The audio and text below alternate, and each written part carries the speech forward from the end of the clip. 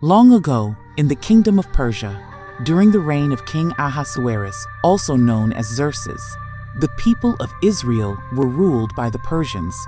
This story is about the life of a queen, not just any queen, a courageous and brave woman who found favor in God's eyes and would risk her life to save her people. Her name was Esther.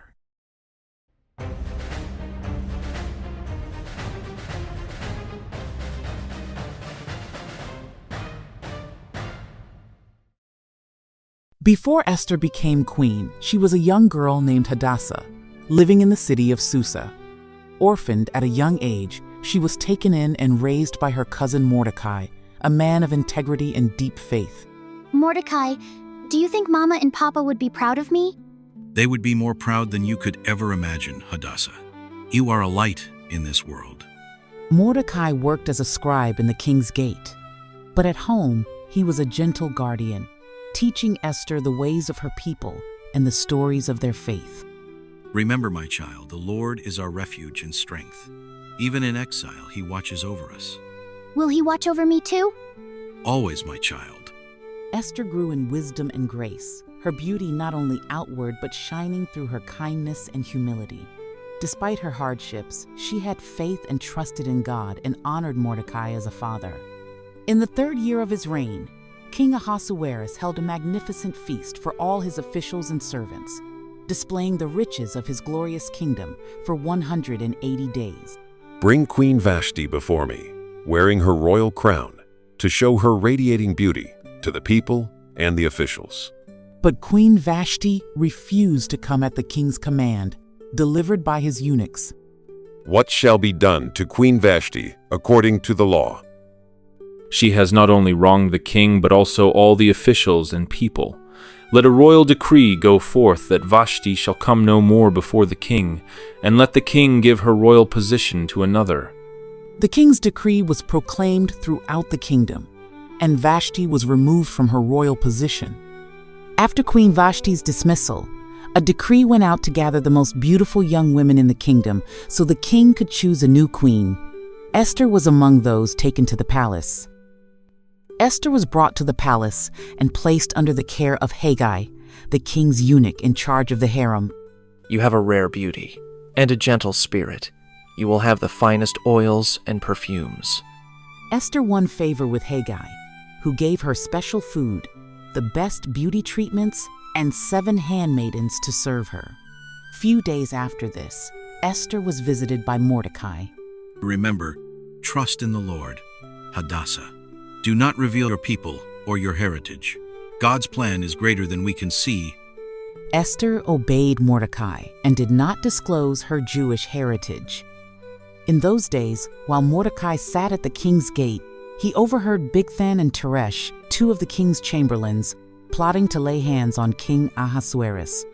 Mordecai told Queen Esther of the plot, and she informed the king in Mordecai's name. The matter was investigated, found to be true, and the conspirators were punished.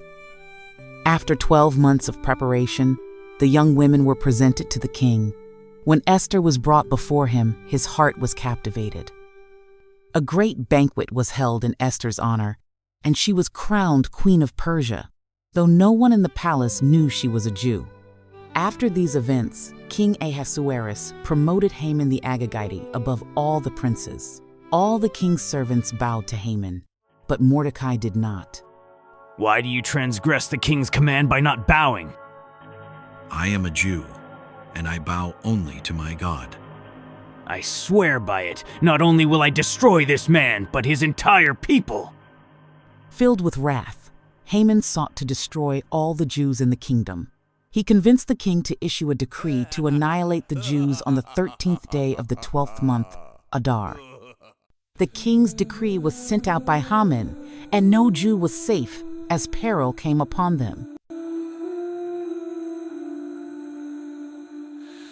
When Mordecai learned of the decree, he tore his clothes, put on sackcloth, and mourned in the streets. O God of Abraham, deliver your people. Please help us. What shall become of us? Mordecai sent word to Esther, urging her to go to the king and plead for her people. If you remain silent, Deliverance will come from another place, but who knows if you have come to your royal position for such a time as this? Esther sent word to Mordecai for a meeting between them in secret. Gather all the Jews in Susa. Fast for me for 3 days. I will go to the king, and if I perish, I perish. Mordecai did as Esther had instructed. He gathered the Jews, and they fasted and prayed together, along with Esther, and the favor of God was upon Esther. After 3 days of fasting, Esther put on her royal robes and stood in the inner court, waiting to see if the king would extend his hand to receive her. The king extended his hand, granting her permission to approach. What is it, Queen Esther? Whatever you ask, even up to half the kingdom, it will be given to you. If it pleases the king, may you and Haman come to a banquet I have prepared. The king and Haman attended Esther's banquet, enjoying her hospitality. Now, my queen, tell me your request. If the king is willing, come again tomorrow to another banquet, and then I will answer. Haman left the banquet filled with pride, but his joy turned to wrath when he saw Mordecai still refusing to bow down. I have had enough of that street rat, Mordecai. I shall personally take care of him. Won't take long now. Tomorrow, Mordecai dies. The next day, Esther held another banquet. This time, her heart pounded with courage. What is your petition, my queen? It will be granted. If I have found favor in your sight, spare my life and the lives of my people, for we have been sold to be destroyed. Who would dare do such a thing? The adversary. Is this vile Haman?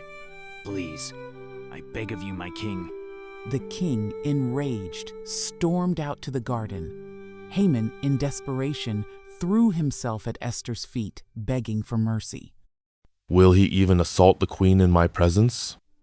At the king's command, Haman was taken and hanged on the gallows he had prepared for Mordecai. The house of Haman is yours. Though the decree could not be revoked, the king issued a new edict, allowing the Jews to defend themselves. Praise be to the Lord.